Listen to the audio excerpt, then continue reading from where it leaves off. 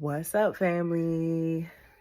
It's been a long time, but loved ones, I got another word for y'all.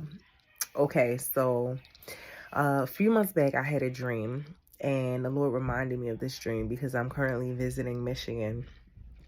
And so, in this dream, me and a couple of my family members and some other people were inside of a supermarket, and we were like locked inside of a supermarket, and visibly you could see that things were going on outside of the supermarket that we did not want to be a part of.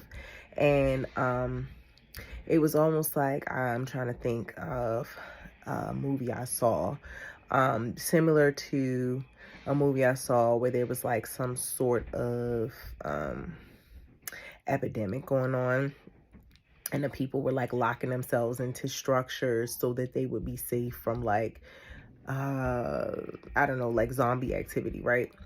So in this particular dream, it was like a war-torn situation. There was like bombs dropping, things happening outside, and we all wanted to stay put. And it was like, okay, what better place to be locked in than a supermarket? But wait, how long can we be locked into a market before we're eventually going to have to come out and need other things besides, just like that food or whatever?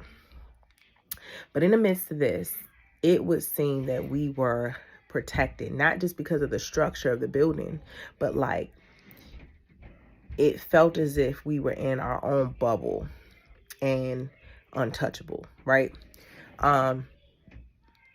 It was just very, we had like a sense of, even though we didn't understand everything happening,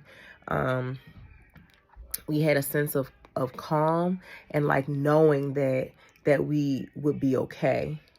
And so the reason why the Lord brought it back to my attention is because it reminded me of it reminded me of what happened with Flint years ago with the water crisis, and how everyone was like upset because FEMA had dropped the ball, and like people were sending money and things that were needed, but the situation was dire and wasn't fixed for weeks. And so in this particular situation, it was the opposite, in the sense that it was like everything we needed was provided. And it was like, I could see the words FEMA. And so when I woke up, the letters, the word FEMA, the letters for FEMA, right? And so when I woke up from the dream, I asked the Lord, like, what is going on? What does that mean? And so what God gave me was, something is coming. My God, something is coming where we're going to be in a situation or situations, and particularly, America, where we are going to need organizations like FEMA. We are going to need provision. We're going to need protection. And God is so good, y'all. God is so good, because I remember that maybe a couple of days before I had the dream, I asked the Lord specifically why it is that a lot of times when I have dreams, they pertain to me or like people around me, but I've never had a dream on like a global scale or like like something that I could be able to give people a heads up of what God is doing in the earth. And so the Lord answered me a couple days later with this dream. And I feel like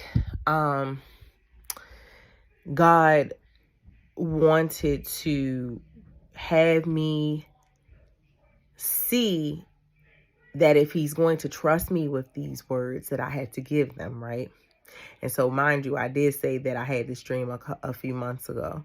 And so now I've been praying that God would give me also the diligence to continue to meet you all here on these platforms like YouTube, so that we will be able to prepare together for what God is doing in the earth.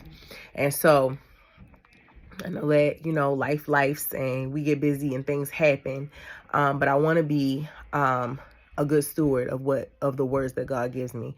So I say all this to say that the dream had a couple of meanings. One, yes, something is coming, in particular to America. Two, we need to be preparing, stand on the wall and praying and watching.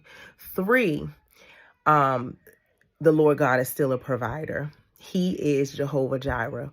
Okay. And so it is very important to remember that in this dream, everybody who was inside of this market like place, we felt a sense of calm, even in the midst of war. Okay. Even in the midst of all the crazy things happening outside of this structure, we felt that sense of peace that surpasses all understanding, like the word says. And so a couple of scriptures come to mind.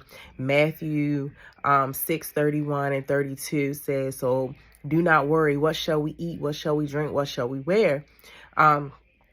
For pagans worry about these things, but we as children, we as God's children do not have to worry about this. Okay, so God will provide. The other one that comes to mind is I